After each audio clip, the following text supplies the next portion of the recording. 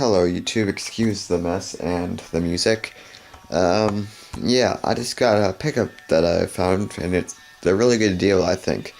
So I'm gonna show you it in a second. I'm sure you'll all be wowed. I just about stepped on it, thank God I didn't. It is the SEGA Dreamcast. Now, it came with this really cheap no brand controller. It's alright, but I don't think it even works. I got this at Goodwill, and as you can see, the price is really good. I got it for 20 bucks. These things go to 30 to 40 bucks, and this thing is in like mint shape.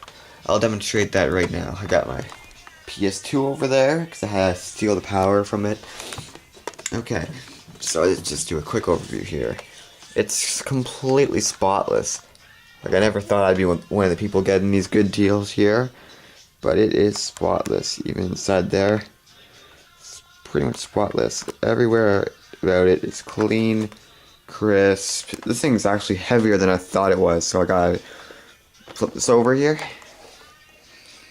Has Canadian flag there, sorry. And here, let's see, there's a few different dates of these things I've been hearing. And let's see when this one is for you guys out there. I'm not quite sure where you guys find these dates on here. Okay. So I'm assuming it's to the year 2000 because it has 2000 right there.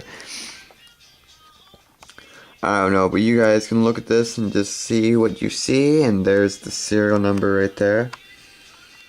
So yeah, it came with the Ethernet adapter here for the dial-up, which I believe most of these don't come with, and you have to buy them separately.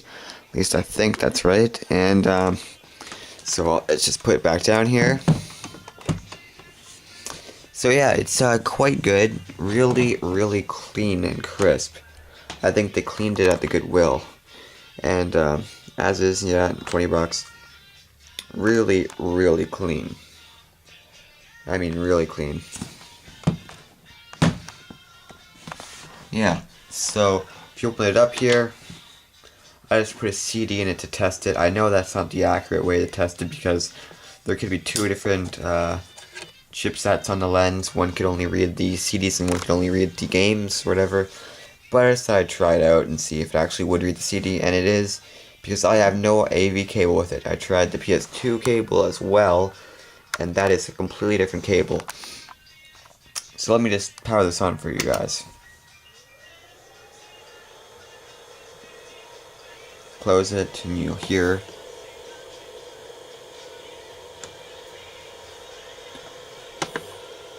it just makes like a vibrating noise once you close without a disc. It sounds as if you turn the vibrate on an iPhone, you know, it just sounds like that. I'm not sure if you guys could hear that or not. I'm just not sure if anyone else's Dreamcast does this, or if theirs sounds differently. I'm just trying to demonstrate what this one sounds like, because I don't even know if it works or not yet. But that's what it does. When you put the disc in it, this is just an old-ass 2000 disc that we made on the PC. Long-ass time ago.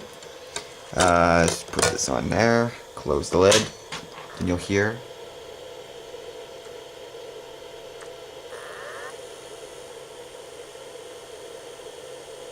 It does start spinning up, and there's this controller, the cheap no-name one. I just thought it's, you know, it's just a controller.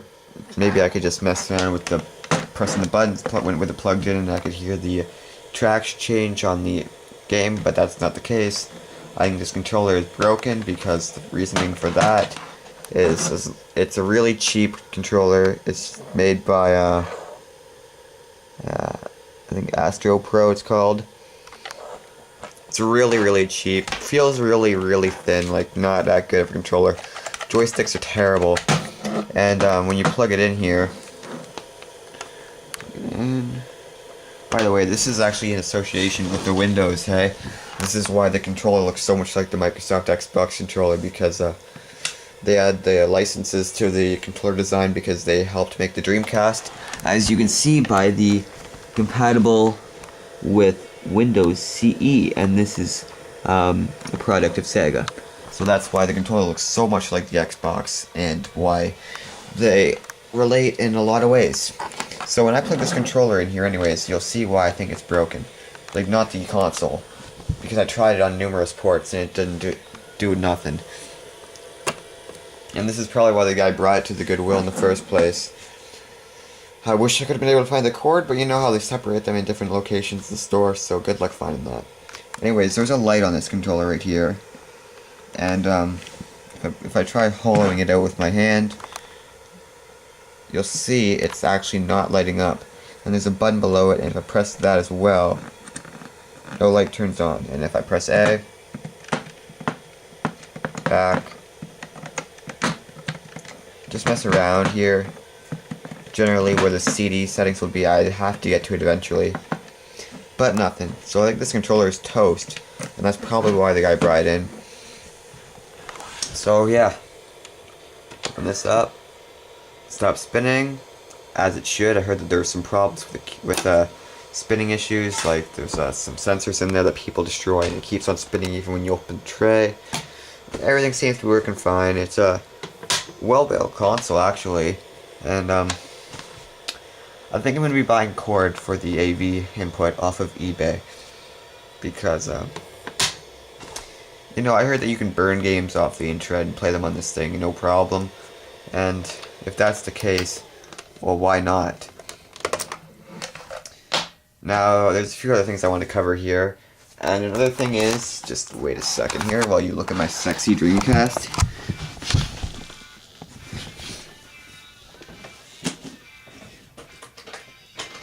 There is something else that came out, I think, a year later, I'm pretty sure.